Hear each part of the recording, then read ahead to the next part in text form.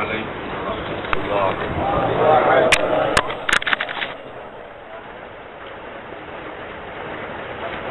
الحمد لله وكفى وسلام على عباده الذين اصطفى أما بعد فأعوذ بالله من الشيطان الرجيم بسم الله الرحمن الرحيم والذين جاهدوا فينا لنهدينهم سبلنا وإن الله لمع المحسنين وقال رسول الله صلى الله عليه وسلم المجاهد من جاهد نفسه في طاعة الله والمهاجر من هجر الخطايا والذنوب صدق الله العلي العظيم وصدق رسوله النبي الكريم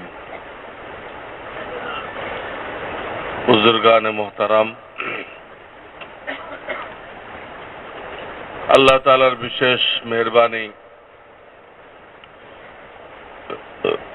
আমরা আল্লাহকে পাওয়ার জন্য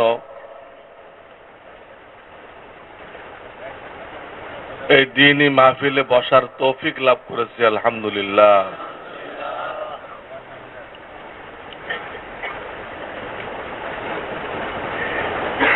আল্লাহ তাআলা আমাদেরকে বাকি জিন্দেগি দ্বীনের সাথে সুন্নতের সাথে জুড়ে থাকার তৌফিক দান করেন।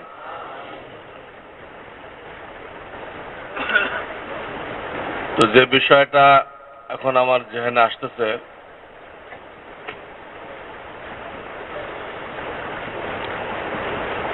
আমরা প্রত্যেকে চাই আল্লাহ ওয়ালা হইতে।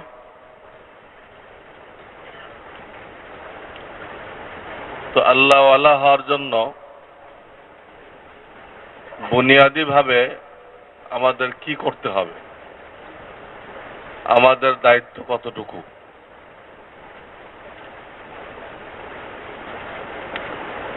তো কোরআন হাদিস দ্বারা বোঝা যায় যে আমাদের দায়িত্ব হলো তিনটা কাজ করা।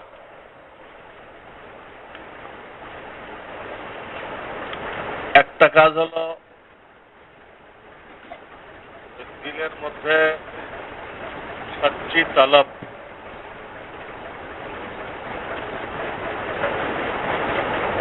সৃষ্টি করা,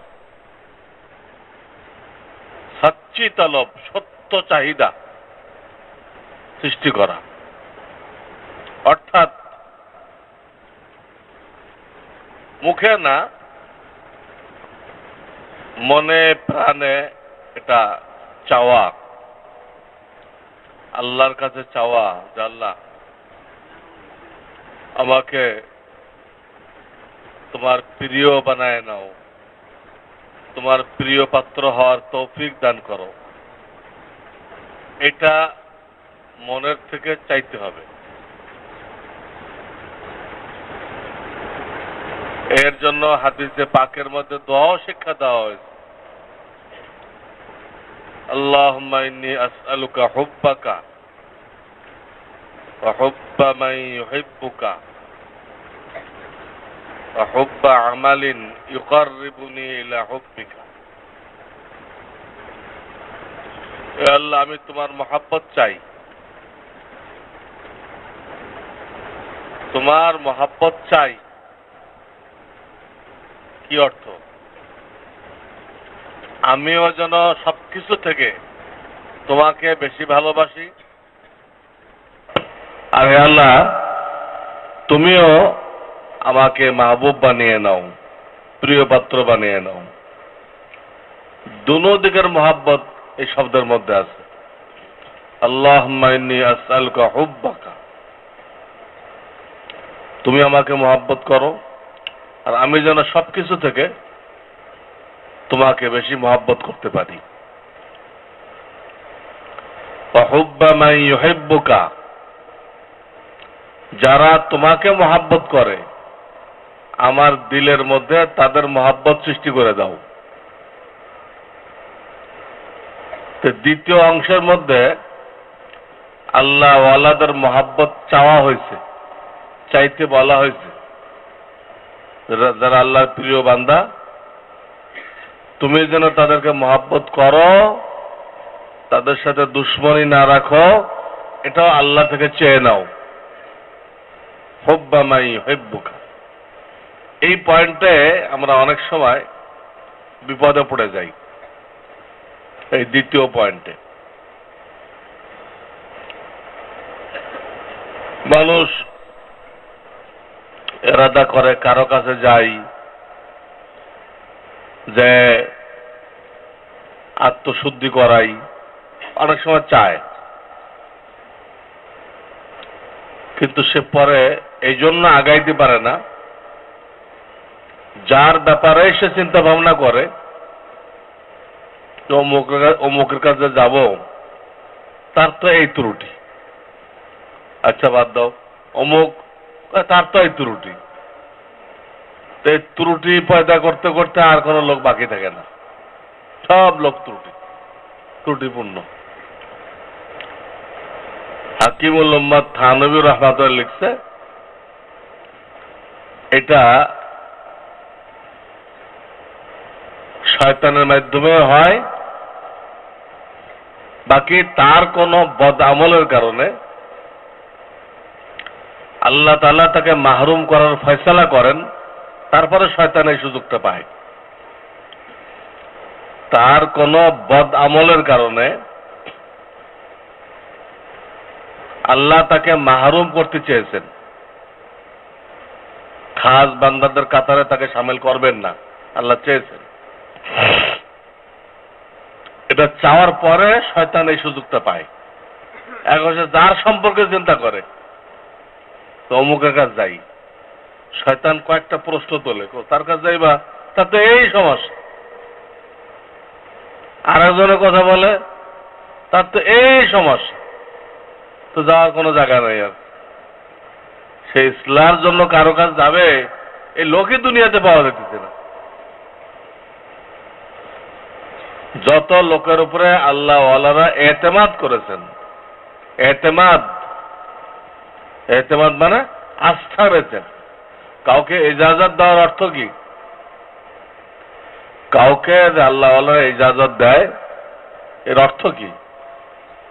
এর অর্থ এই না যে এই লোকটা আল্লাহর ওলি হয়ে গেছে, এই অর্থ না। ওলি হয়েছে কিনা এটা আল্লাহ ছাড়া কেউ জানে না, দুনিয়ার কোনো মানুষ জানে না এটা। কিন্তু ইজাজতের অর্থ এই যে আমি আশাবাদী এই লোকের দ্বারা দুনিয়ার লোকদের অন্তরের রোগের চিকিৎসা হবে। চিকিৎসার ফন, চিকিৎসার সাবজেক্ট আল্লাহ তাকে দান করেছেন। এর সাথে যে কেউ সম্পর্ক রাখবে তার আত্মশুদ্ধি হয়ে যাবে। এই হলো ইজাজতের অর্থ। তো একজন আল্লাহর বিশিষ্ট বান্দা যখন তার উপরে এই আস্থা রাখলো, তা আল্লাহ ওয়ালাদেরকে আল্লাহ তাআলা বেইজ্জত করেন না, রুসওয়া করেন না। তো আল্লাহ ওই ব্যক্তির মধ্যে ওই যোগ্যতা সৃষ্টি করে দেন। যখন কোন আল্লাহ ওয়ালা এতেমাদ করছেন, আল্লাহ তার মধ্যে যোগ্যতা সৃষ্টি করে দিচ্ছেন। এখন আমাদের ইশকাল করা এই ত্রুটি সেই ত্রুটি, এগুলো আমাদের মাহরুমি, আমাদের বঞ্চিত হওয়ার লক্ষণ। হাকিমুল উম্মত লিখছেন, আল্লাহ তাআলা যখন কাউকে তার খাস নৈকট্য থেকে দূরে রাখতে চান, তো তার দিলের মধ্যে আল্লাহ ওয়ালাদের ব্যাপারে আপত্তি সৃষ্টি করে দেন। আল্লাহ তাআলা যখন কোনো মানুষকে তার খাস নৈকট্য থেকে দূরে রাখতে চান, তো কি করেন? তার দিলের মধ্যে আল্লাহ ওয়ালাদের ব্যাপারে আপত্তি সৃষ্টি করে দেন। আল্লাহ ওয়ালাদের কাছে যাইতেও পারে না, খাস নৈকট্য লাভ করতে পারে না। দুনিয়াতে আল্লাহ ওয়ালাদের সোহবত ছাড়া আল্লাহর খাস নৈকট্য লাভ করা, এর আল্লাহ তাআলা বিকল্প কোনো রাস্তা রাখেন নাই। রাস্তা একটাই, কোন সাদিকিন, আল্লাহ ওয়ালাদের সাথে সত্য মহব্বত রাখো, তাদের থেকে কিছু নেওয়ার নিয়ত করে বসো, তখন তোমার দিলের মধ্যে আসতে থাকবে আর রহমান ফাসআল বিহি খাবীরা। আল্লাহ বলছে রহমানকে পাইতে যাও, যার কাছে রহমানের খবর আছে তার সাথে সম্পর্ক সৃষ্টি করো, তাআল্লুক কায়েম করো। তো দুনিয়াতে আখিরাতে আল্লাহর নৈকট্য লাভ করার আর কোনো পথ নেই, একটা রাস্তা, আল্লাহ ওয়ালাদের মহব্বত। দুনিয়া তো আখিরাতও, আখিরাতও আপনি ডাইরেক্ট বেহেশতে যেতে পারবেন না,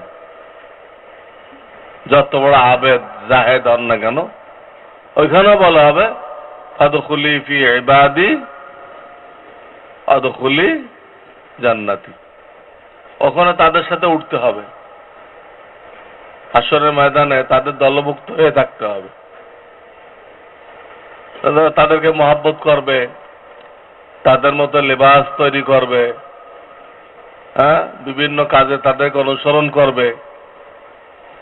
তো সাথে মূর্খ হয়ে থাকে, তাদের সমান নেক আমল নাও থাকে, কিন্তু আল্লাহ ওই তাদের সাথে উঠাবেন, হ্যাঁ, তাদের সাথে উঠাইবেন।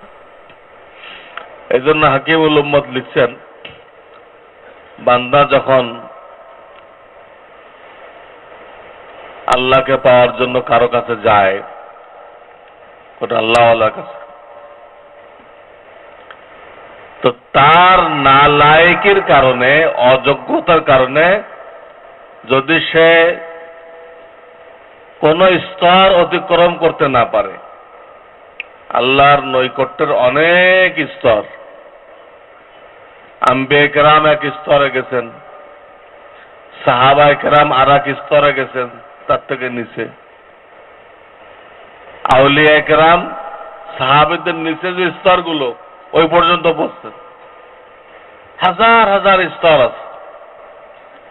তো হাকিমুল উম্মত লিখতেছে, একটা লোক আল্লাহ ওয়ালাদের সাথে মহব্বত রাখে, কিন্তু মুজাহাদা করে, কুরবানি করে কোন মাকাম সে পার হইতে পারে নাই,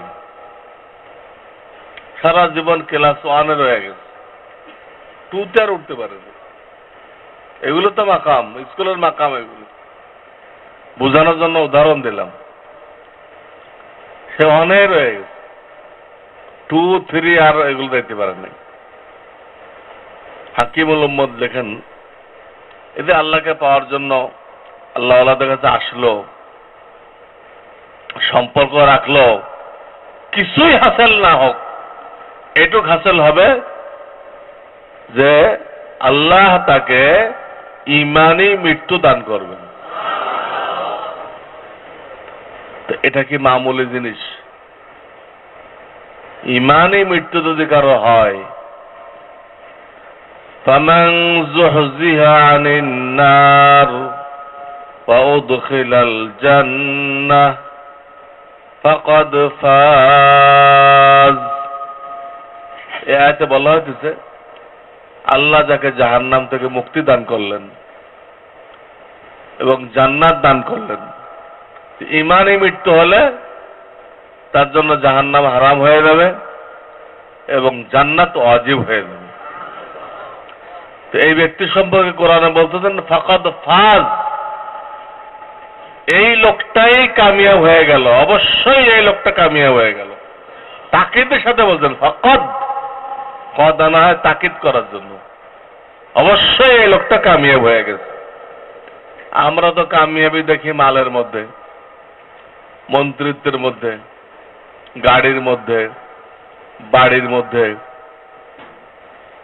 এগুলোর মধ্যে কোনো কামিয়াবি নেই। এগুলো যদি কেউ সহিভাবে করে তো ঠিক আছে,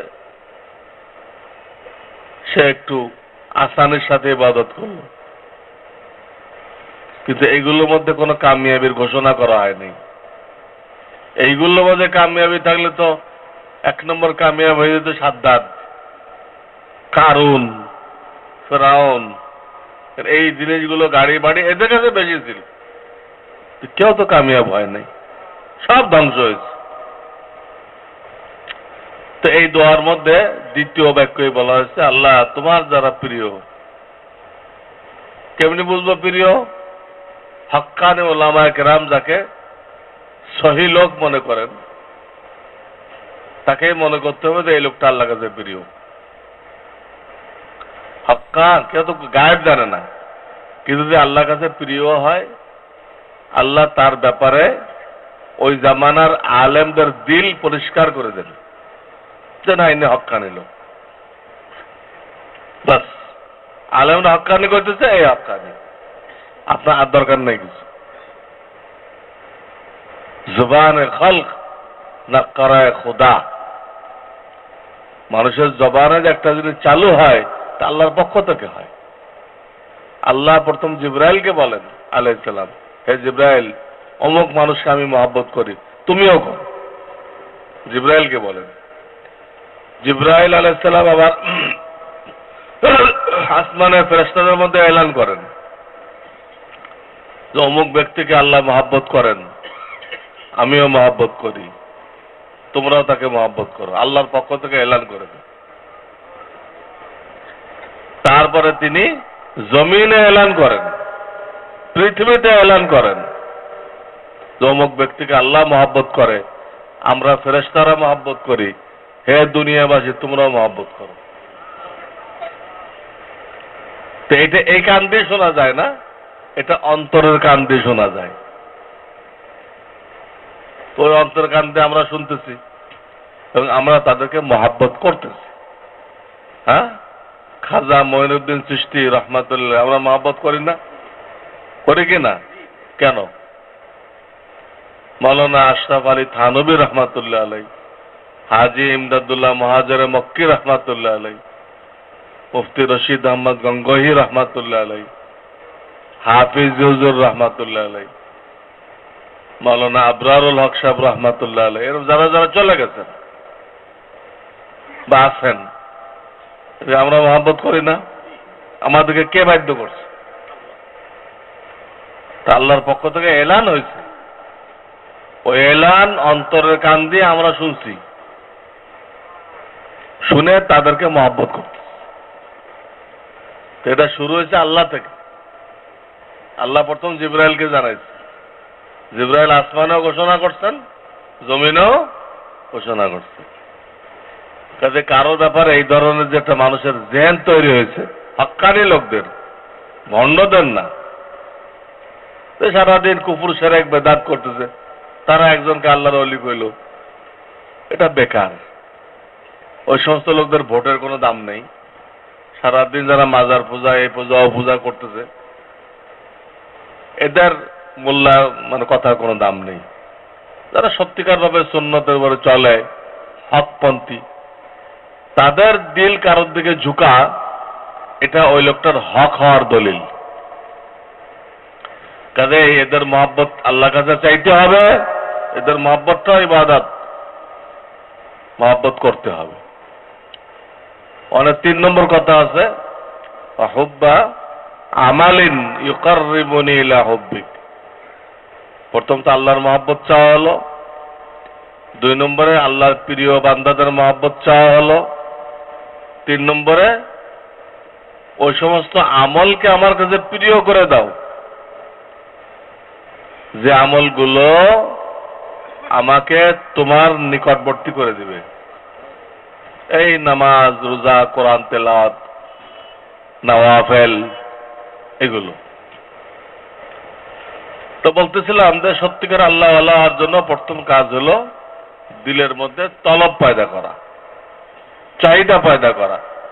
আমি আল্লাহ ওয়ালা হইতে চাই, যেহেতু ওইটাই আমার জিন্দেগীর লক্ষ্য উদ্দেশ্য।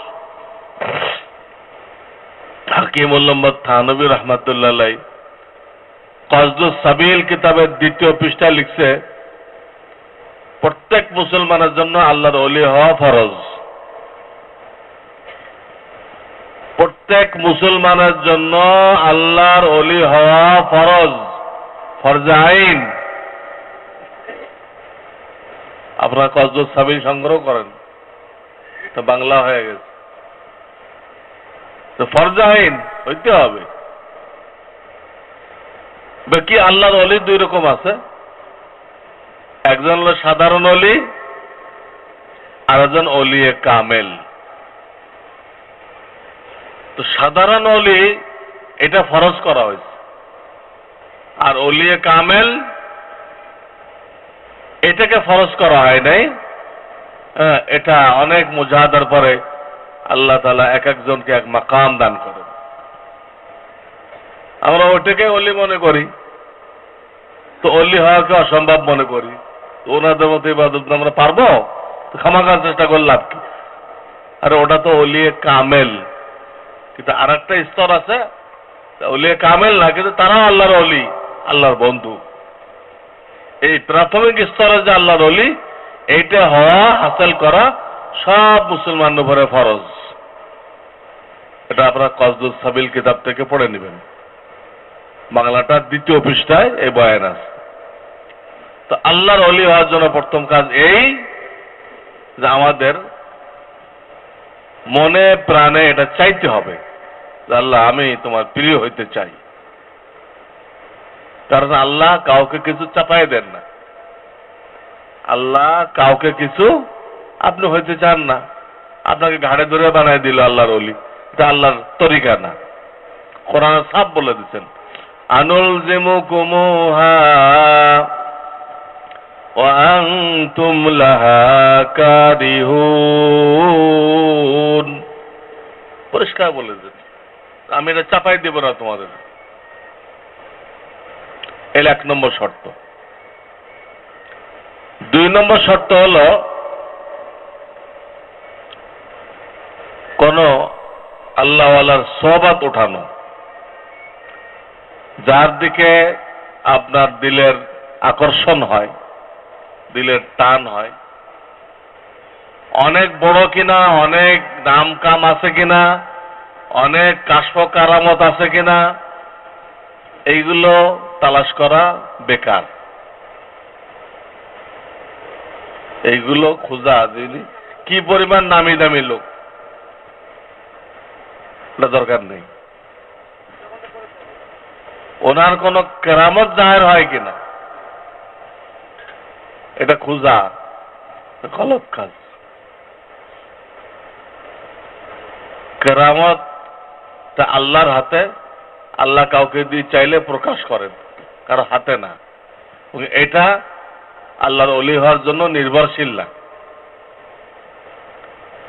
কিতাবে লিখছে একটা লোক সুন্নত অনুযায়ী চলে, সুন্নতের বরখেলাপ করে না, এটা হলো সবচেয়ে বড় কারামত। মানুষ কারামত মনে করে কি হাওয়ার উপর দিয়ে উড়ে যাবে, দরিয়ার মধ্যে যায় নামাজ বিছায় নামাজ শুরু করে দেবে, এটা কারামত মনে করে। অথচ হাওয়ার ভিতরে উড়া, পানির উপর দিয়ে হেঁটে যাওয়া, এটা অনেক হিন্দু যুগের দ্বারাও সম্ভবপর হয়েছে। ইমান শর্ত না, সে নফসের খেলাফ মুজাহাদা করছে, আল্লাহ তাদেরকে দিয়ে দিচ্ছে। এটা ওলি হওয়ার কোনো দলিল না। এই জন্য কিতাবে লিখছে যে একটা লোক হাওয়ায় উঠতে পারে, পানিতে হাঁটতে পারে, পানির ভিতরে একদিন থাকতে পারে, কিন্তু তার আমল সুন্নতের খেলাফ, আমল সুন্নতের খেলাফ। তো তোমরা তাকে ওলি মনে করবে না, তার কাছে যে গোমরা হইবা না। এইগুলো তালাশ করারই দরকার নেই। তুমি তালাশ করো লোকটা সুন্নতের অনুসারী কিনা, হকপন্থী কিনা, গুনার থেকে বাঁচে কিনা, এটুক দেখো। মানুষ তোর ফেরেশতা না, ফেরেশতা নিষ্পাপ, মানুষ কি না নিষ্পাপ। আল্লাহ রসুলের নামাজ কাজা হয় নাই, কমপক্ষে 3 বার কাজা হয়েছে। গজওয়ায়ে খন্দকের সময় জোহর, আসর, মাগরিব, ইশা একসাথে 4 ওয়াক্ত কাজা হয়েছে। কোনোভাবে নামাজ পড়া সম্ভবপর ছিল না, এমন ভাবে কাফেররা হামলা করছে। আর 2 বার হয়েছে জিহাদ থেকে ফেরার সময়, সাথীরা ক্লান্ত হয়ে গেছে, আর গাড়ি চলে না, তো শোয়ার অনুমতি চাইছে, যা আর পারতেছি না। বলতে এই শর্তের সাথে অনুমতি আছে, লোক ঠিক করো যে নাকি ডেকে দিবে, হজরের জন্য ডেকে দিবে, লোকও ঠিক করা হয়েছে। কিন্তু আল্লাহর আজীব কুদরত, যে দায়িত্ব নিচ্ছে এবার দেওয়া হয়েছে, হে বেচারাও ঘুমায় গেছে। লম্বা কিস্সা। আসলে তো এটা আল্লাহ ঘটাইছে। কেন ঘটাইছে?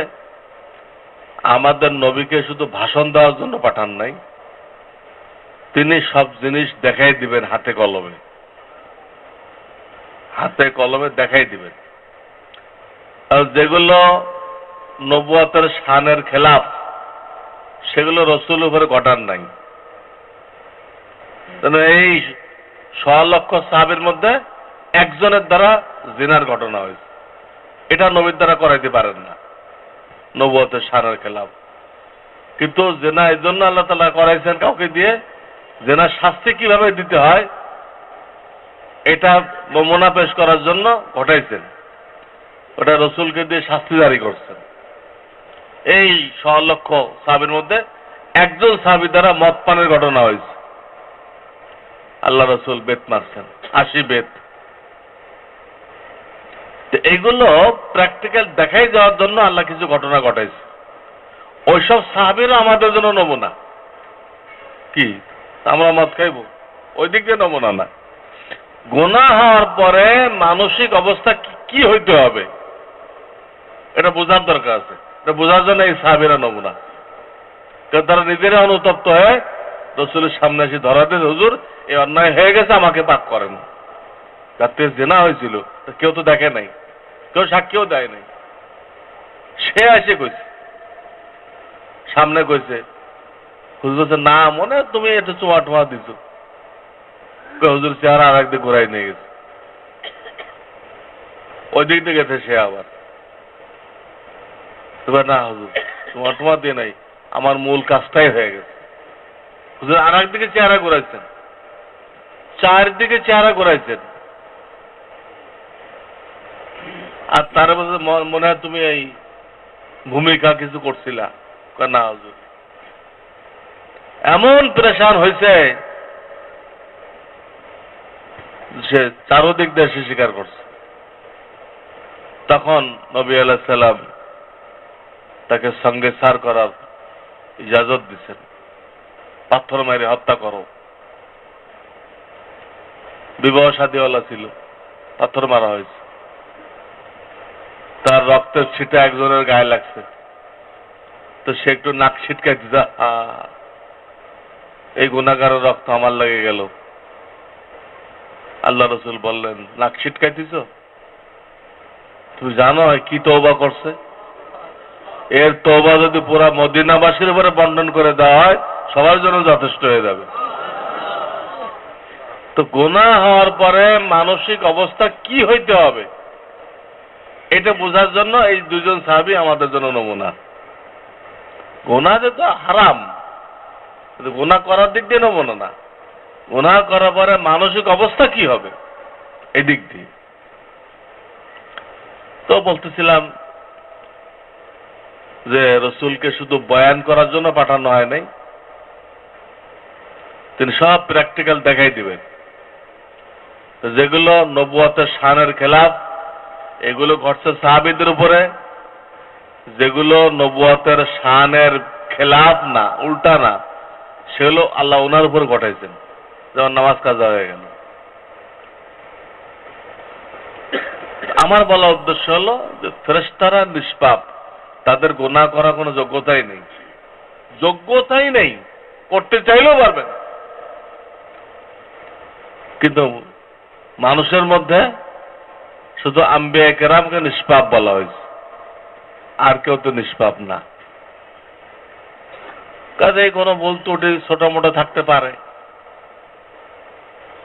এটা দেখতে গেলে আর চিকিৎসা নেওয়া যাবে না। বাস, আপনি পারলে গোপনে তাকে খায়ের খাই করেন বা আল্লাহর হাওলা করেন। আমাদের ডাক্তারদের থেকে, জাহিরি ডাক্তারদের কাছে চিকিৎসা নেই, তাতে ভুল নেই? এই ডাক্তার মধ্যে মদখোর ডাক্তার নেই? হ্যাঁ, আরো বিভিন্ন অন্যায়তে লিপ্ত ডাক্তার আছে, কেউ এগুলো খবরই নেয় না। দেখতে যে ডিগ্রি আছে, চিকিৎসা জানে, চিকিৎসা নিচ্ছে। তো রুহানি চিকিৎসাকে জাহেরি চিকিৎসার উপরে কিয়াস করতে হবে, অনুমান করতে হবে যে আমরা তাদের চিকিৎসা নিচ্ছি, তার কি কি ত্রুটি আছে খুঁজতে যেতেছে না। এখানে এরকম কোন আল্লাহ তারপরে আস্থা করছেন, কাজেই তার ভিতরে ঢুকে দূরবীন লাগে কি কি ত্রুটি আবিষ্কার করা যায়, তা আমাদের দায়িত্ব না? এই জন্য হাকিমুল উম্মত এক জায়গায় লিখছে, যার সাথে তাল্লুক করবা তার সাথে 24 ঘন্টা লেগে থাকবা না, মাঝে মধ্যে বয়ানে আসবা। লেগে থাকতে নিষেধ করছেন, কারণ মানুষকে আল্লাহ দুর্বল করে সৃষ্টি করছেন। খুলিকাল ইনসানু যায়ীফা, কোরআন শরীফ। কাজে তার কোনো দুর্বলতা তোমার নজরে আসলো, তুমি আস্থা হারাই ফেললে, তো তার তো কোনো ক্ষতি হলো না, তুমি মাহরুম হয়ে গেলে, তার কোনো ক্ষতি হবে না। ওই দুর্বলতা সবার মধ্যে কম বেশি আছে, মাঝখান দিয়ে তোমার ধারণা নষ্ট হয়ে গেল। আর যখন ধারণা নষ্ট হয়ে গেল, তো ওনার দ্বারা তোমার আর কোনো ফায়দা হবে না। এই জন্য হাকিমুল উম্মত এক জায়গায় এ পর্যন্ত লিখছে যে শায়েখের পরিবারের খবর নেবা না, পরিবারের মধ্যে কি হয় এটা খবর নিতে দেবে না। হইতে পারে তোমার আপত্তি হইতে পারে, তোমার আকল সীমিত, তোমার জ্ঞান সীমিত, উনি কোন নিয়েতে করছে তুমি বুঝবা না, তুমি তোমার দাড়ি পাল্লা দিয়ে মাপবা, মাপে আস্থা হারাই ফেলবা, আস্থা হারায় তুমি মাহরুম হইবা। এই জন্য দ্বিতীয় শর্ত হলো এই, কোন আল্লাহওয়ালা যার উপর আস্থা রাখছেন তার কাছে নিজেকে পেশ করে দেওয়া, তার সোহবতে নিজেকে লাগাই দেওয়া, এটা হলো 2 নম্বর শর্ত। এটা ছাড়া আল্লাহর ওলি হওয়া যাবে না। বিভিন্ন আয়াতে এটা বলা হয়েছে, আমি একটু আগে পড়লাম, আর রহমান ফাসআল বিহি খাবীরা, এই আয়াত। ইয়া আইয়ুহাল্লাযীনা আমানুত্তাকুল্লাহ ওয়া কুনু মা'আস সাদিকিন, এই আয়াত। দ্বিতীয় শর্ত এটা, নিজেকে জুড়তে হবে, না জুড়লে আগে বাড়া যাবে না, কোনো মানুষ আগে বাড়তে পারবে না। জোড়ার পরে তার উদাহরণ হলো ওই যে বোটার সাথে আম লেগে আছে, এই আম বাড়তে থাকবে, এই আম বাড়তে থাকবে, বাড়তে বাড়তে হ্যাঁ একদম পরিপক্ক হবে, পাকবে, ঘ্রাণ ছুটবে, মূল্যবান হবে, অনেক দাম হবে এবং দুধের সাথে সম্পর্ক হবে।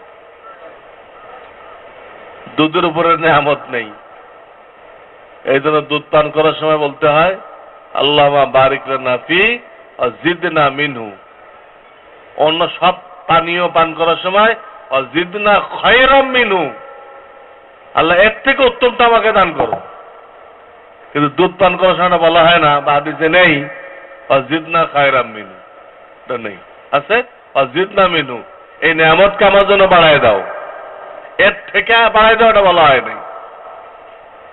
দুধ কত বড় মূল্যবান জিনিস হলো, তো এই আম যদি লেগে থাকে তো দুধের পাত্রে চলে যাবে।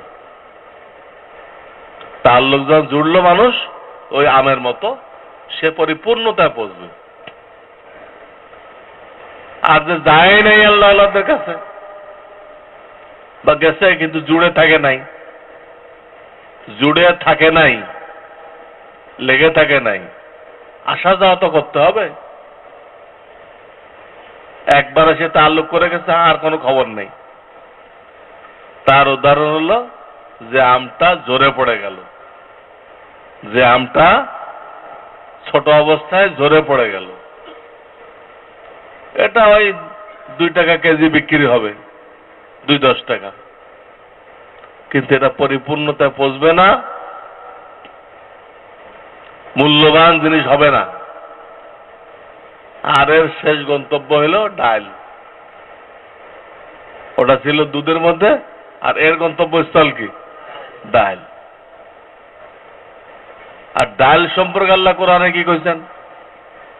বনি ইসরাঈলদেরকে আল্লাহ মান্না সালোয়া দিছিলেন, জান্নাতি খানা, একরকম পাখির গোশত।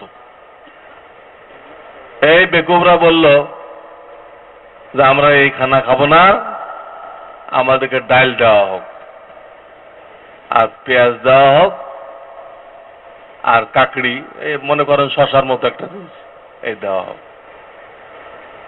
এইগুলো চাইল।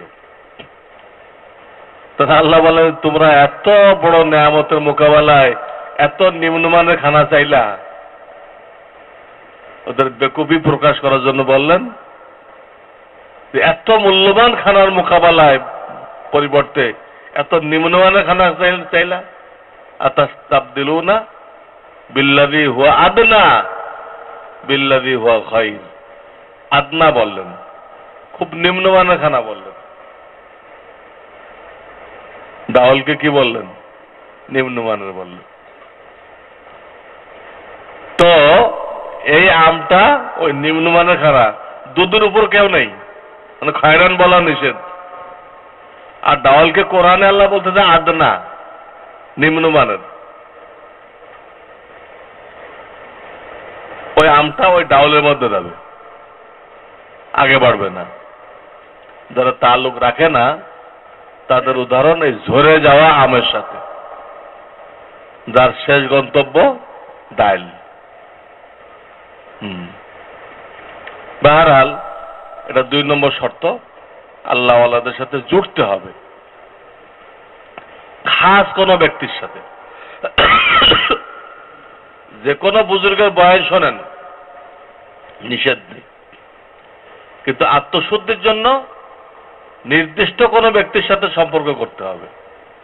আত্মশুদ্ধি ফরজ আইন, এর জন্য খাস কোনো ব্যক্তির সাথে ওঠা বসা করা, নিজের দিলের অবস্থা বলে চিঠি লেখা, তোর আমার দিলের মধ্যে হিংসা আছে, আমি কুদৃষ্টি করি, আমি গীবত করি, আমি অহংকার করি, আমি রিয়া করি, যা করি মানুষকে দেখানোর জন্য করি, আমার রাগ খুব বেশি, রাগের চোটে বাপ মানে পর্যন্ত বকাবকি করে।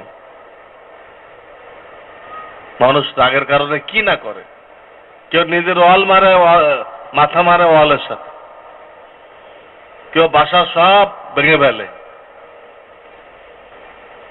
কি পাগলামি দেখেন! অত্যন্ত সহজ রাস্তা ছিল, কোন আল্লাহওয়ালার কাছে আসো, আসে বলো,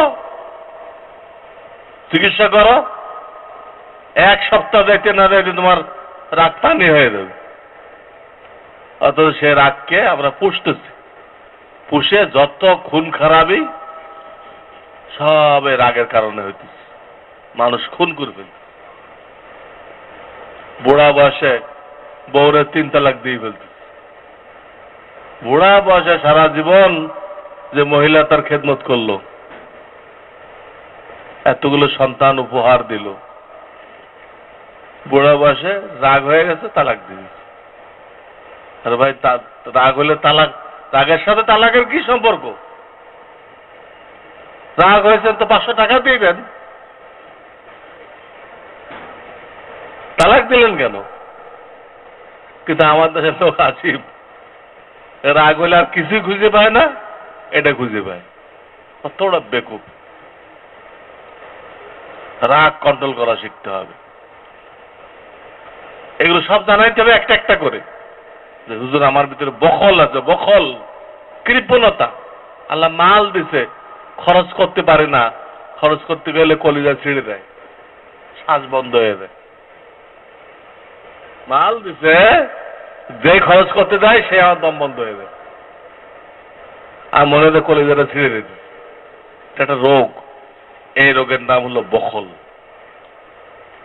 এই রোগ থাকলে সেই লোকটা চলে যায় কারুনের কাতারে, কারুনের কাতারে চলে যায়। কারুনকে মুসা আলাইহিস সালাম বলছিল দান খয়রাত করতে, কারুন রাজি হয় নাই, এও রাজি হয় নাই। আজকাল আমরা মুসলমান অনেকেই এই কারণের দৃষ্টিভঙ্গিতে চলে গেছে। মাল জমা করো, জমা করো, জমা করো, কত তাও করতে পারবে না, কত জমা করছে সে তাও জানে না। এটা কারণের দৃষ্টিভঙ্গি, শরিয়াতের দৃষ্টিভঙ্গি না। শরিয়াতের দৃষ্টিভঙ্গি আল্লাহ আমাদেরকে দিবে, আমরা আল্লাহর পছন্দনীয় তরিকায় খরচ করতে থাকবো। এটা স্রোতের মতো, আপনি এদিক দিয়ে সরাইবেন, ওদিক দিয়ে আসবে, আপনি দিবেন না, ওদিক দিয়ে বন্ধ হয়ে যাবে। আগে তো খালি করতে হবে জায়গা, বিলাইতে থাকেন, আল্লাহ আপনাকে বিলাইতে থাকবে। ইয়া বেলাল লা তাখাফ মিন যিল আরশি ইখলালা, হে বেলাল, আরশ আল্লাহ থেকে মাল কম হয়ে যাবে এই ভয় পেও না, এই ভয় পেয়ে দান খয়রাত বন্ধ করে দিও না। ইয়া বেলাল লা তাখাফ মিন যিল আরশি ইখলালা। তো এটা একটা অন্তরের রোগ, এর নাম হলো বখল। এটার কারণে আমরা কারণের মাঝাবে চলে গেছি, খালি জমা করো, জমা করো। আমি বলে থাকি ভাই, জমা করার জন্য কি আল্লাহর কাছে জায়গা শর্ট পড়ে গেছে যে আপনার সাহায্য নিছে, নিয়ে আপনারা জমা রাখতে কইছে? আল্লাহর কাছে মাটির নিচে, জমিনের নিচে জায়গা শর্ট হয়ে গেছে, তা আল্লাহরা ধরতেছে না, তা আপনারা কইছে তুমি এগুলো জমা রাখো। জমা রাখতে হলে তো আল্লাহর কাছে জায়গা ছিল, আপনার কাছে দিছে কি জন্য? জমা রাখার জন্য না, খরচ করার জন্য দিছে। ওই বখিলের কারণে পারি না। আবার কেউ মনে করে না আমি আমার ছেলেপেলের খোদা, তাদের প্রত্যেকের গাড়ি বাড়ি আমাকে ব্যবস্থা করে দিতে হবে।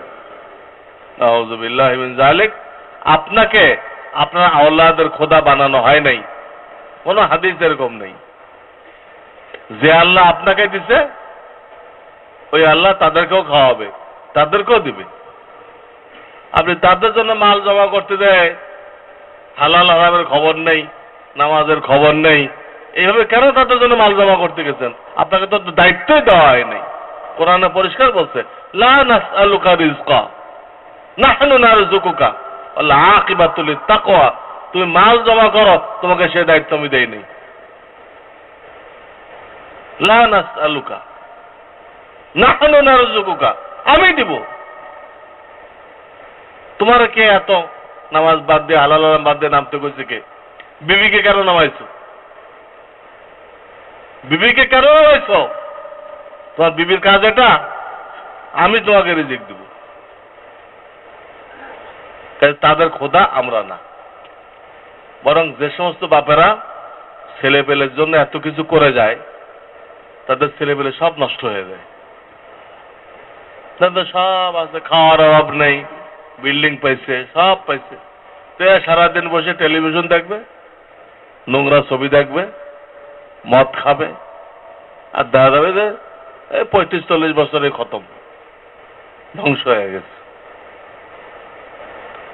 আর যদি আপনি স্বাভাবিক অবস্থায় রেখে দিতেন, হ্যাঁ, চাকরি করে দোকানদারি করে খাইতে হতো, তো এই গুণাগুলো করার কোনো সুযোগ পাইত না। চাকরি করে আর দোকানদারি করে খাইতে হলে এই গুণা করার সুযোগই পেত না। সারাদিন ক্লান্ত, আসি ঘুমাই দিত, সে রাত 1টা পর্যন্ত বসে বিশ্ব পাপ, এই বিশ্ব পাপ দেখত না। তো এই জন্য বলতেছিলাম যে এই আত্মশুদ্ধি না হওয়ার কারণে আমরা কারণের থিওরিতে চলে গেছি, খালি জমা করতেছি। আল্লাহ মাল দিছে, হজ করো, উমরা করো, দ্বীনের দাওয়াত নিয়ে বিশ্বের বিভিন্ন এলাকায় চলে যাও। যারা হেদায়েতের জন্য হন্যে হয়ে করতেছে, হেদায়েত পাইতেছে না, বিভিন্ন দেশে চলে যাও এই মাল নিয়ে, মসজিদ বানাও, মাদ্রাসা বানাও। কয়টা মাদ্রাসা আছে বাংলাদেশে? প্রত্যেকটা গ্রামে স্কুল আছে, তো প্রত্যেকটা গ্রামে কি মাদ্রাসা হয়ে গেছে? স্কুল বানানো কোনো ফরজ না, কিন্তু মাদ্রাসা বানানো ফরজ। আর না আপনার আওলাদরা প্রত্যেক কোরআন শিখবে, প্রত্যেকের দিন শিখবে। এদের আমি জুমান মসজিদে বলছি যে আপনারা প্রত্যেকে নিজের গ্রামে একটা মাদ্রাসা বানান। আল্লাহ আপনাদেরকে মাল দিচ্ছেন, সম্মান দিচ্ছেন, আপনি শুরু করেন। একটা জমিন নিয়ে একটা ঘর বানাই দেন, ইনশাল্লাহ পরে আপনি না থাকলে ওটা জনগণের সাহায্যে চলতে থাকবে। কিন্তু শুরুটা করে দেবে কে? একজন তো লিড দিতে হবে। জনগণ তো এটা পারে না, গ্রাম্য লোকেরা। আপনি শহরে থাকেন, আপনার একটা সম্মান আল্লাহ দিচ্ছেন, আপনি সবাইকে ডাক দিয়ে, হ্যাঁ, যদি জায়গা চান বা আপনার জায়গা থাকলে দেন, এটা মাদ্রাসা চালু করে দেন, আপনার জন্য সহজ। চালু করে দেন, ইনশাল্লাহ কিয়ামত তাক চলতে থাকবে। বলে দিয়েছি তো আল্লাহ মাল দিচ্ছেন আল্লাহ দ্বীনের নুসরত করার জন্য। এটা আমি কখনো বয়ান করব যে আমরা দোকানদারি করি, চাকরি করি, আমাদের কি নিয়ত হইতে হবে, দুনিয়াতে কি নিয়ত, আখিরাতে কি নিয়ত, এটা ভিন্ন পয়েন্ট। তো বলতেছিলাম খাস কোন শায়েখের সাথে তাল্লুক করে তার কাছে এগুলো জানাইতে হবে যে আমার ভিতরে বখিলি আছে, রাগ আছে, কুদৃষ্টি আছে, তাকাব্বুর আছে, হিংসা আছে, হ্যাঁ, রিয়াকারী আছে। একটা একটা চিকিৎসা নিতে হবে, নিয়ে ওইভাবে মুজাহাদা করতে হবে। তো এখানে তিনটা কাজ হলো। একটা হলো মনে প্রাণে চাওয়া, আমি আল্লাহর ওলি হতে চাই। আর 2 নম্বর হলো বিশেষ অর্থাৎ নির্দিষ্ট করে কোন শায়েখের সাথে সম্পর্ক জোড়া, এটা হলো 2 নম্বর কাজ। আর 3 নম্বর হলো নিজের অন্তরের দুর্বলতাগুলো তাকে জানানো। নামাজ রোজার পাবন্দি তো করতেই হবে, ওটা ছাড়া তো আত্মশুদ্ধি বেকার। আত্মশুদ্ধির বুনিয়াদ তো ওইগুলো, ফাউন্ডেশন তো এই 5 ওয়াক্ত নামাজ ঠিক মতো পড়া, রোজা রাখা, যাকাত দেওয়া, হজ করা লাগবেই। শরিয়ত ছাড়া কোনো মারেফাত হয় না, শরিয়ত ছাড়া মারেফাত হয় না, মরার পথ হয়, মারেফাত হয় না। এই দুটো একসাথে গাথা। শরীরের আহকামকে, আমাদের শরীরের আহকামকে শরিয়ত বলে, কলবের আহকামকে মারেফাত বলে। কলবের আহকামকে কি বলে? একসাথে দুটো লাগবে। সে তো কলবের আহকাম শিখলো, নামাজ শিখলো না, তো সে নাজাত পাবে না। আর কেউ শরীরের আহকাম শিখলো, কলবের আহকাম শিখলো না, সেও নাজাত পাবে না। কারণ কলবের আহকাম যখন শেখে নাই, তোর ভিতর রিয়া আছে, কি আছে? রিয়া আছে, তাকাব্বুর আছে। আর রিয়া এমন জিনিস যে আমলের মধ্যে রিয়া পাওয়া যাবে, ওই আমল নষ্ট হয়ে যাবে। খালি নষ্ট হবে না, ওই আমলটাকেও গুনাহ কবিরা বানাই দিবে। রিয়া অন্তরের এমন একটা রোগ যে রিয়ার সাথে, আপনি একটা উদাহরণ দিচ্ছেন, একটা মসজিদ বানাই দিলেন রিয়ার সাথে, লোকেরা খুব বাহবা দিবে। অথবা লোকেরা, আমি সামনে ভবিষ্যতে ইলেকশন দাঁড়াইলে সব ভোট আমি পেয়ে যাবো, এইসব নিয়ে তো আপনি মসজিদ বানাই দিচ্ছেন, সেটা রিয়া হয়েছে। রিয়া হওয়ার ধরন কি হলো? এটা মসজিদ বানাইলেন, কোনো সব হবে না, উল্টা গুনাহ কবিরার গুনাহ হবে। মসজিদ বানাইছেন যে এর জন্য কি হবে? গুনাহে কবিরার গুনাহ হবে, মারাত্মক গুনাহ। রিয়া দূর না করলে নেকির কাজগুলো গুনাহে পরিণত হয়ে যায়। আর উল্টা ইখলাস, ইখলাস হাসিল করতে গেলে, করতে পারলে, হ্যাঁ, সে সঠিক তওবা করে, তওবা করলে আল্লাহ শুধু তার গুনাহগুলো মাফ করেন না, ওই গুনাহগুলোকে নেক আমলের দ্বারা পরিবর্তন করে দেয়। ফাউলাইকা ইউবাদদিলুল্লাহু সাইয়্যাতিহিম হাসানাত। এই আয়াত ইখলাস তওবার দ্বারা গুনাহ নেকি হয়ে যায়, গুনাহ নেকি হয়ে যায়। আর রিয়ার দ্বারা, তাকাব্বুরের দ্বারা, অহংকারের দ্বারা নেকি কি হয়ে যায়? নেকি গুনাহ হয়ে যায়।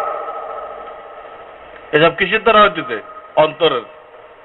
অন্তরের রোগের দ্বারা হইতেছে। কিন্তু অন্তরের একটা গুণের দ্বারা গুনাহ নেকি হইতেছে, একটা গুণের দ্বারা। আর অন্তরে আর একটা কুস্বভাব রিয়া, এর দ্বারা নেকি কি হয়ে যায়? গুনাহ হয়ে যায়।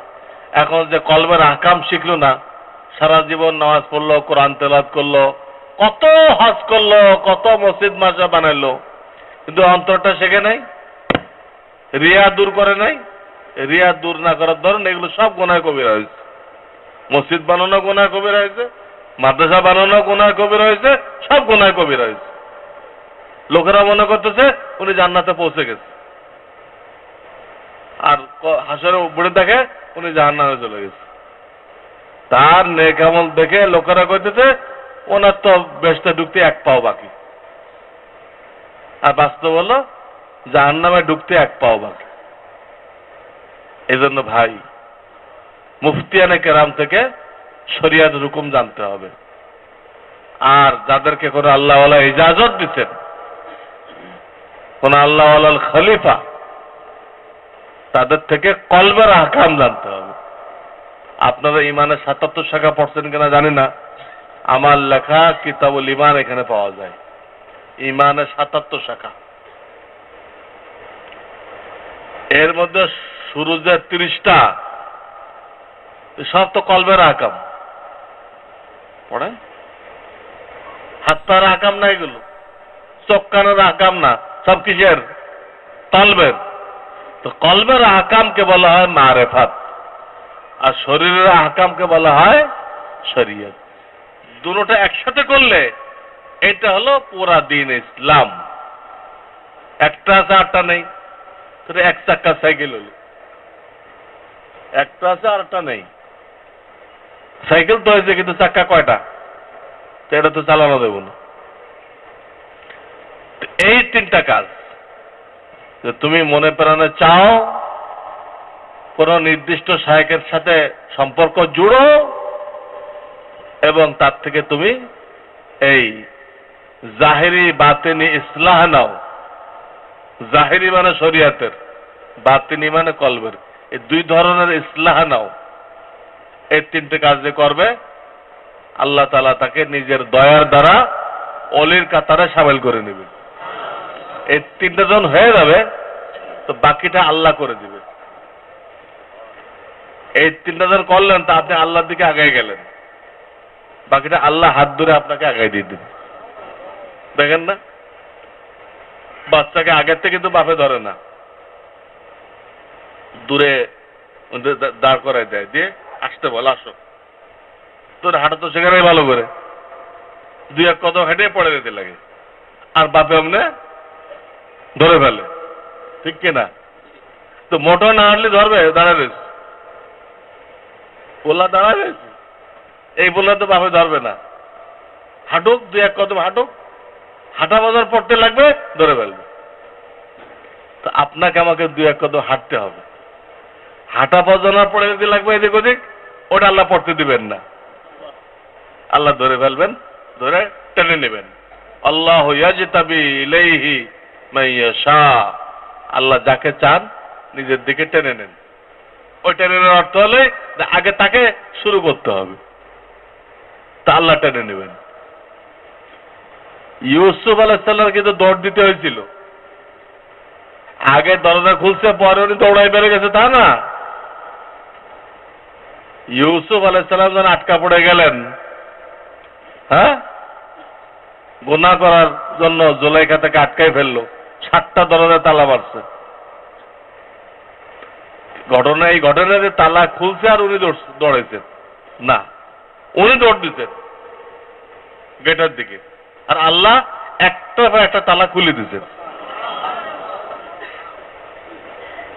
এই জন্য আয়াত পড়ছি, আল্লাযীনা জাহাদু ফীনা লানাহদিয়ান্নাহুম সুবুলানা, আমাকে পাওয়ার জন্য যারা মুজাহাদা করবে আমি হেদায়েতের রাস্তা তাদের জন্য খুলে দিব। তো এই মুজাহাদার অর্থ এই তিনটা কাজ, চাইতে হবে, সম্পর্ক জুড়তে হবে, তাকে অবস্থা জানায়, যে ব্যবস্থা দেয় ওই অনুযায়ী মেহনত করতে হবে। এই তিনটে কাজ করলে আপনি মুজাহাদার লাইনে এসে গেলেন। বাকি হেদায়েত আল্লাহর দায়িত্বে। আল্লাহ চান যে তোমরা আমার নিজাম পুরা করে দাও, বাকিটা আমি করে দিব। তোমরা আমার নিজাম পুরা করে দাও। উদাহরণ দেয় আমি, আপনি সন্তান চান, নেক সন্তান, খুব দোয়া করতেছেন, তাম বুজুর্গানের দিনকে দিয়ে দোয়াও করেছেন, এতে নেক সন্তান হয়ে যাবে? নেক সন্তান হওয়ার জন্য আল্লাহ নিজাম রাখছেন, তরিকা রাখছেন। কি? একটা দিনদার মেয়েকে বিবাহ করো। তুমিও দিনদার হও, তার দিনদার মেয়েকে বিবাহ করো, তার সাথে মিলমিলাপ করো আর দোয়া করো, তা আল্লাহ তোমাকে নেক সন্তান দান করবে। কিন্তু যতক্ষণ সে আল্লাহর নিজাম পুরা না করবে, বিবাহ না করবে, সে যত দোয়া করুক, জামানার গজ কুতুব দিয়ে দোয়া করুক, সে কি নেক সন্তান পাবে? পাবে না। ঠিক এখানে এরকম আল্লাহর নিজাম পুরা করতে হবে। আল্লাহর নিজাম কি? আপনি মনে প্রাণে চান, খাস কোন ব্যক্তির কাছে আসা যাওয়া করেন, 3 নম্বর তার কাছে হালাত জানায় ব্যবস্থা নিয়ে ওই অনুযায়ী মেহনত করেন, আপনি আল্লাহর নিজাম পুরা করে দিলেন। এখন বাকিটা জান্নাত পর্যন্ত পৌঁছে দেওয়া আল্লাহ তার দায়িত্বে নিয়ে নেবেন। কত লোকের এই হালাত হয়েছে, এই হালাত হয়েছে যে জীবনেও তাহাজ্জুদ পড়তে পারে নাই। কোন আল্লাহওয়ালার কাছে গেছে, তো ওই রাত্রিতেই তৌফিক হয়ে গেছে। ওই রাত্রিতে কি হয়েছে? তৌফিক হয়ে গেছে। সে দেখতেছে তার শায়েখ এসে তাকে উঠাই দিচ্ছে, হ্যাঁ ওঠো তাহাজ্জুদ পড়ো। হাজারো ঘটনা। তো শায়েখ কি গেছে গভীর রাত্রে, সে থাকে 100 কিলোমিটার দূরে, সেনকে শায়েখ যাবে? এটা আল্লাহ তাআলা তার শায়েখের আকৃতিতে কোন ফেরেশতাকে দিয়ে কাজ নেন। আল্লাহর সেনাবাহিনীর কোনো অভাব নেই। হ্যাঁ, কোনো অভাব নেই। আমাদের একেবারে একবার পানির জাহাজ আসতেছিল, গঙ্গুই সাহেব আর কারা কারা এনারা ছিল। এই জাহাজ সাগরের তলায় যেতেছিল।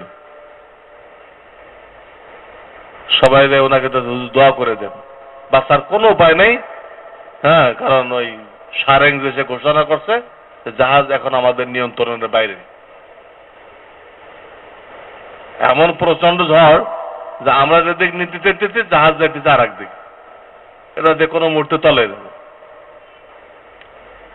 উনি বলেন যে ঘাবড়ায়ও না। আমি অন্তর্চক্ষু দিয়ে দেখলাম যে হাজী ইমদাদুল্লাহ মহাজরে মক্কি, হ্যাঁ, উনি এই জাহাজের নিচে ঘাড় লাগাই দিচ্ছেন, ঘাড় লাগাই এটাকে কিনারার দিক নিয়ে যেতেছেন। কাজে তোমরা আল্লাহ আল্লাহ করো, পরেশান হইও না। তো যখন উনি এরা কইতেছেন তখন তো হাজী সাহেব দুনিয়াতে নেই, অত তাকে দেখতেছেন। তো তিনি ঘাড় লাগাই দিয়েছেন, জাহাজ কিনারে লয়ে যেতেছেন। এটা কি? এটা আল্লাহ ওনার শায়েখের সুরতে কোন ফেরেশতা পাঠাই দিচ্ছে, ওই ফেরেশতাকে দিয়ে ওই জাহাজটাকে হেফাজত করছে। নিজাম পুরা করে দিতে হবে। আল্লাহ প্রত্যেকটা কাজ জন্য নিজাম রাখছেন। ফসল লাগাইতে চান তো হাল চাষ করতে হবে, ঘাস নেড়াইতে হবে, বীজ বপন করতে হবে, পানি ছিটাইতে হবে, নিজাম আছে না?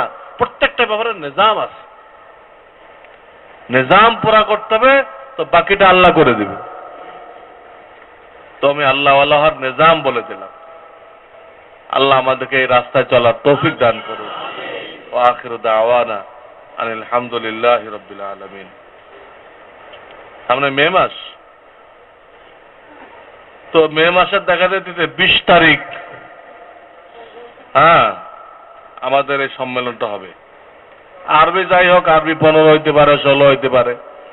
আপনারা ইংরেজিটা মনে করে রাখেন, সামনের মাসের 20 তারিখে আমাদের এই বৈঠকে ইনশাআল্লাহ। এখন আপনাদের কয়েকটা প্রশ্নের উত্তর দেওয়া হইতেছে। সূরা ইয়াসিন, সূরা ইখলাস এবং দুরূদ শরীফ পড়ে দোয়া করার পর যদি মিষ্টান্ন বিতরণ করা হয়, তাহলে ওই মিষ্টান্ন গ্রহণ করা যাবে কিনা?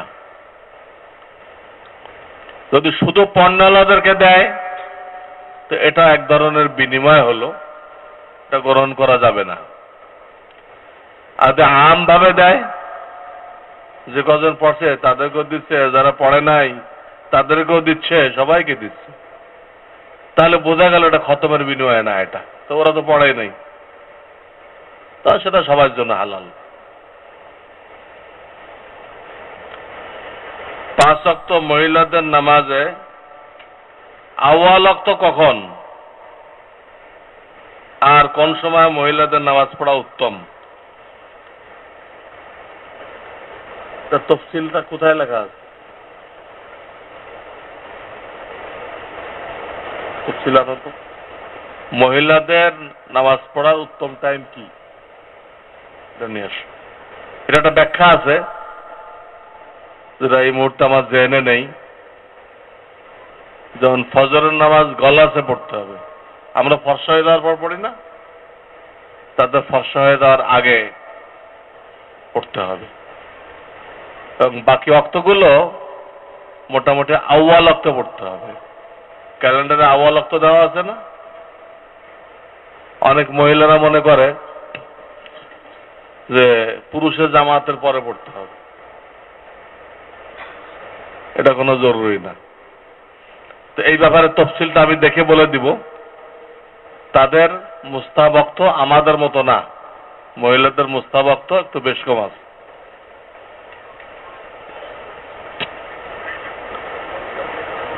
স্বামী স্ত্রী একত্রে মাগরিবের ফরজ নামাজে স্বামী ইমামতি করলে স্বামী কেরাত আস্তে পড়বে না জোরে পড়বে? যখন দুইজনে মিলে জামাত করতেছে, বৃষ্টি বাদল ঝড় তুফানে হয়, এটা মসজিদ যাওয়া গেল না, একা না পড়ে স্ত্রীকে নিয়ে, মা থাকলে, বোন থাকলে, ছেলে মেয়ে থাকলে তাদেরকে নিয়ে জামাত করেন। এই জন্য ঘরের মধ্যে একটা নামাজ ঘর থাকতে হয়। আল্লাহ যাকে ঘর বানানোর তৌফিক দিছে, তার দায়িত্ব একটা নামাজের ঘর বানাবে। মহিলারা ওইখানে নামাজ পড়বে, রমজানে ইতিকাফ করবে। আর আপনি অসুস্থ হয়ে গেছেন, ঝড় তুফান যাওয়া দিতে না, তখন আপনিও ওখানে জামাত করবেন। তো শুধু বিবিকে নিয়ে নামাজ পড়লে বিবিকে পিছনে কাতারে দাঁড় করাইতে হবে। কোথায় দাঁড় করাইবে? আর যদি পুরুষ থাকে, আপনার ছেলে আছে, তাকে ডান পাশে আপনার বরাবর দাঁড় করাইবেন, আপনার বরাবর। আমরা এক হাত বা এক বিঘাত পিছনে দেই, এটা শাফি মাযহাব। হানাফি মাযহাবে এক বরাবর। তো যখন নাকি বিবিকে নিয়ে জামাত করতেছেন, তো আপনাকে কেরাত জোরে পড়তে হবে। কেরাত আপনি ইমাম জোরে পড়তে হবে। জামাতে নামাজ পড়ার সময় 1 রাকাত নামাজ না পেলে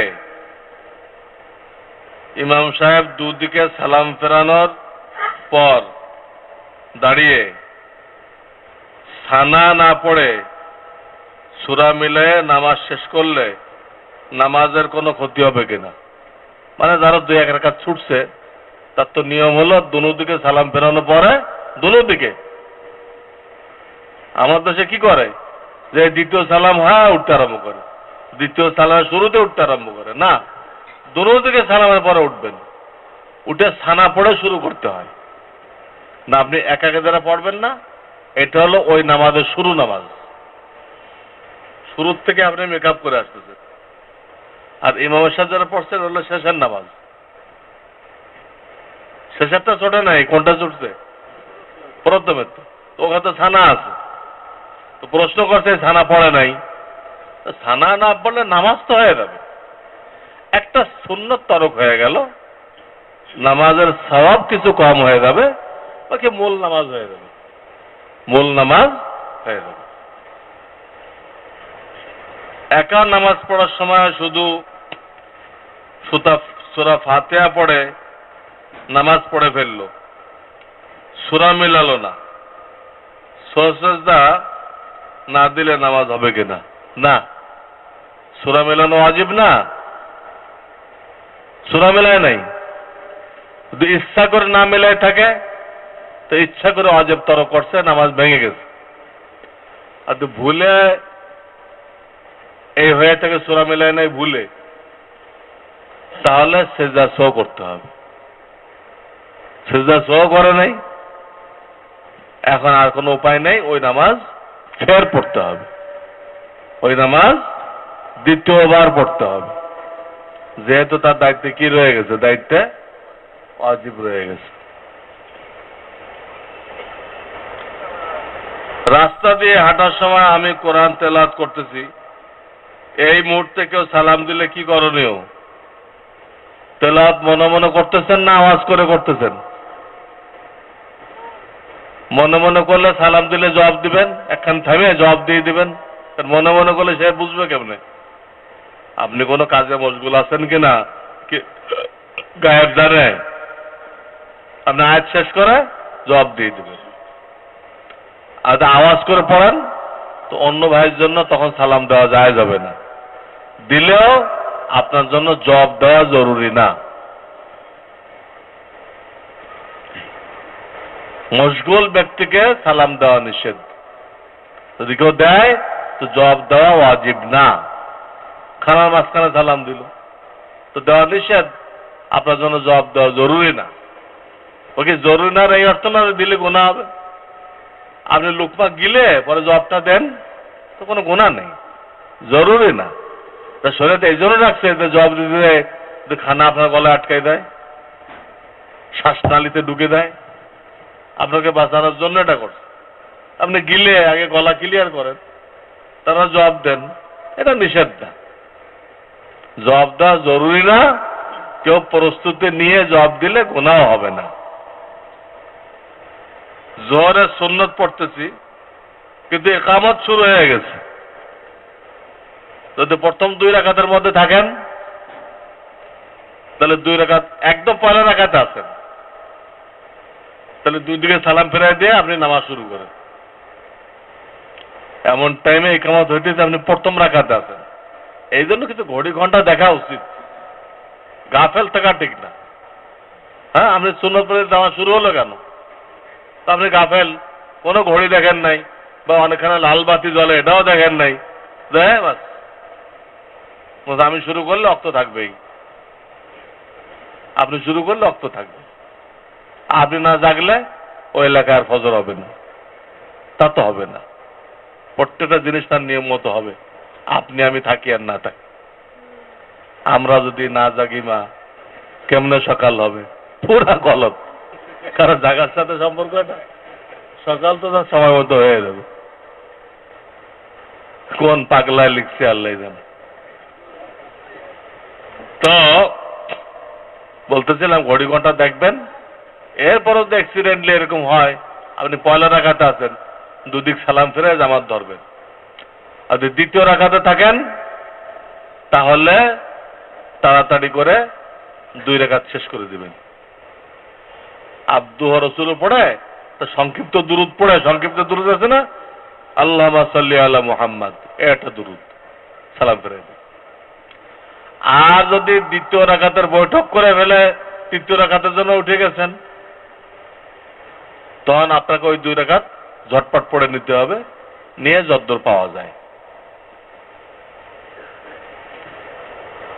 একটি মসজিদের ইমাম ও খতিব সাহেব দেশটেনি করেন, তার পিছনে নামাজ পড়া জায়েজ হবে কিনা? মসজিদের ইমাম আর খতিব দেশটেনি করে, দেশটেনে 2000 শোনেন নাই? হ্যাঁ, এটা জুয়া এবং সুদ। তো সেই ইমামকে আগে এখান থেকে ফতোয়া চাবেন লিখিত, এর জবাব এখান থেকে নেবেন, নিয়ে ওই ইমাম সাহেবের খেদমতে পেশ করবেন। হয়তো উনি না জানি করতেছে, ওনার ভুল হয়েছে, ফতোয়া নেওয়া উচিত ছিল। বহু ইমাম তো নিজে জড়িত হয়েছে, আবার জুমার দিন মুসাল্লিদেরকে এর ফজিলত শোনায় নিয়ে গেছে সাথে করে। বেশি বেশি লাভ পাওয়া যাবে, কারণ যত ক্রেতা বাড়ায় পরে তাদেরকে তত বেশি লাভ দেয়, পরে একসময় উদাও হয়ে যায়, আর পাওয়া যায় না কিছু। এই কোম্পানিগুলো একসময় দেখবেন কি হয়ে গেছে, উদাও হয়ে গেছে। আবার আসবে, কিন্তু আপনি ধরতে পারবেন না, শাড়ি বদল করে আর এক নাম লাগে আবার আসবে। এইভাবে বারবার তারা ধোঁকা দিয়ে মানুষের টাকা টুকি নিয়ে গায়েব হয়ে যায়। আর মানুষ এরকম বেকুব, কথা না এটা ভিন্ন, ওই আগে যারা দোকান দিচ্ছিল ওরা না, এরা ভিন্ন, এরা এরকম করবে না। কত বড় বেকুবি! শাড়ি বদলাইলে লোক পাল্টে গেল, শাড়ি বদলাইলে লোক পাল্টে গেল, লোক তো একটাই। ইংরেজরা আগে মশলাদের ব্যবসা করতে এসেছিল, আসিয়া দেশ দখল করছিল, এখন হচ্ছে শিক্ষার সেবার নামে, তো লোক তো একটাই। ওলামারা চোখে আঙুল তো দেখে ভাই, লোক তো একটা, শাড়ি বদল করে আসছে। পাবলিক আর আমাদের কথা মানে না, হুজুর এটা ভালো, এটা ভালো ভালো। দেখেন কয়দিন পরে কি হয়, কয়েকদিন পরে গলায় ফাঁসি লাগবে, তখন দেখেন দেশও থাকবে না, ইসলামও থাকবে না, কিচ্ছু থাকবে না। আর যারা এগুলো আনতেছে বাইরের থেকে, বিভিন্ন সরকার তো এদেরকে পারমিশন দিচ্ছে, ওই সরকারও থাকতে পারবে না, পুরো দেশ আবার ইংরেজদের হাতে চলে যাবে। যারা অনুমতি দিচ্ছে, একবার এক প্রধানমন্ত্রী বলল যে আমার সরকারের সবচেয়ে কামিয়াবি এই যে আমাদের পিরিয়ডে সবচেয়ে বেশি এনজিও আসছে। লা হাওলা ওয়ালা কুওয়াতা ইল্লা বিল্লাহ। তুই খাল কাটে কুমির আনছো, এর উপর পড়াই করতেছ, খাল কাটে কুমির আনছে, সে কৃতিত্ব বয়ান করতেছে।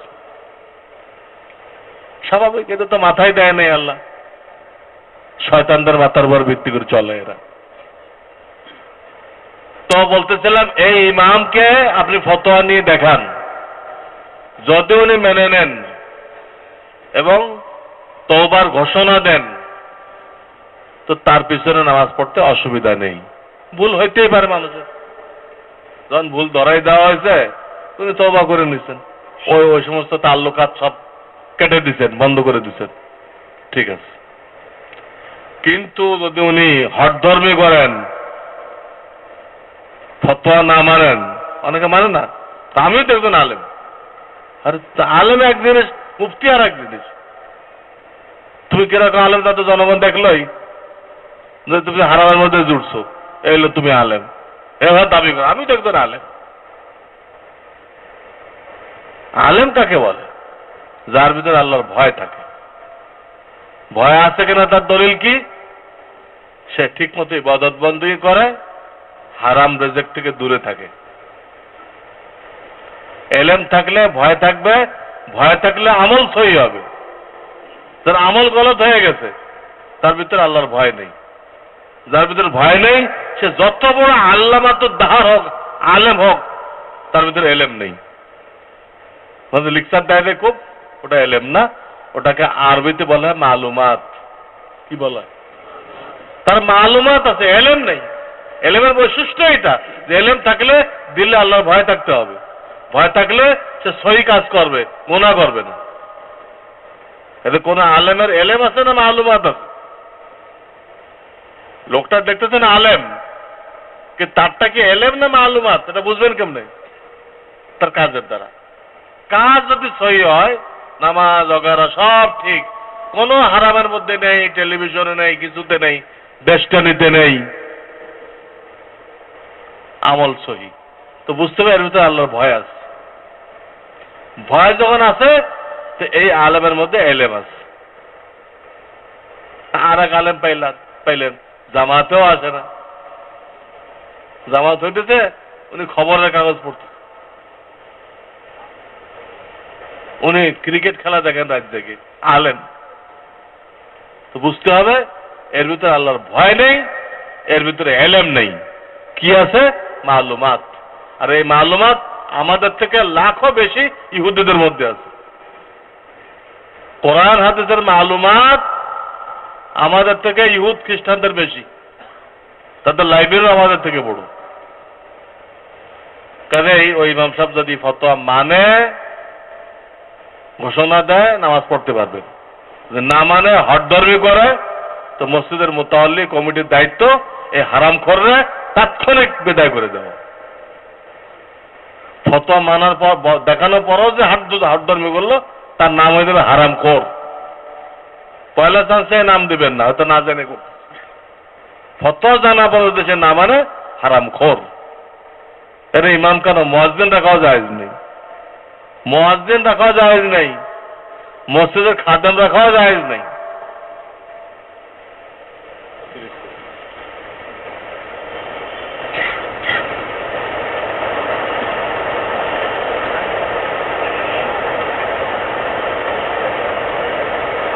वक्त हो जाने के बाद खवातीन के लिए अव्वल वक्त में नमाज पढ़ना अफजल है। আলহামদুলিল্লাহ, আমি যেটা কইছিলাম আমার একটু সন্দেহ ছিল আর কি, কিতাব আনতে বললাম তো কিতাবে ওইটাই লিখছি। वक्त हो जाने के बाद खवातीन के लिए, खवातीन माने भद्र महिला, उनके लिए अव्वल वक्त में नमाज पढ़ना अफजल है। अव्वल वक्त बोझेन ना, प्रथम वक्त। उनको আজান का इंतजार जरूरी नहीं, তাদের আজান হওয়ার অপেক্ষা করার দরকার নেই, আজানের অপেক্ষা করার দরকার নেই। কারণ আজান তো অক্ত হওয়ার বেশ পরে দেয়, কিন্তু ফজরের আজান তো অক্ত হওয়ার অন্তত আধা ঘন্টা পরে দেয়, রমজানে ঠিক মতো দেয়।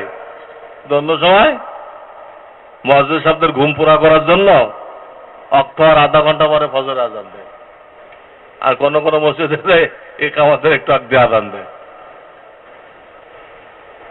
দুরূদ শরীফ পড়েন, আল্লাহুম্মা সাল্লি আলা সাইয়্যিদিনা মুহাম্মাদিন আল-নবী আল্লাহুম্মা সাল্লি আলা সাইয়্যিদিনা মুহাম্মাদিন আল-নবী ওয়া আলা আলিহি ওয়া সাল্লিম তাসলিমা। সুবহানাল্লাহি ওয়া বিহামদিহি সুবহানাল্লাহিল আযীম। اللهم صل على محمد النبي الأمي وعلى آله وسلم تسليما. ربنا لا تزغ قلوبنا بعد إذ هديتنا وهب لنا من لدنك رحمة إنك أنت الوهاب. يا أول الأولين يا آخر الآخرين يا ذا القوة المتين يا راحم المساكين يا ناصر المظلومين يا حي يا قيوم يا حي يا قيوم برحمتك نستغيث. أصلح لنا شأننا كله ولا تكلنا إلى أنفسنا طرفة عين. اللهم اهدنا فيمن هديت وعافنا فيمن عافيت وتولنا فيمن توليت وبارك لنا فيما أعطيت وقنا شر ما قضيت فإنك تقضي ولا يقضى عليك فإنه لا يذل من واليت ولا يعز من عاديت تباركت ربنا وتعاليت.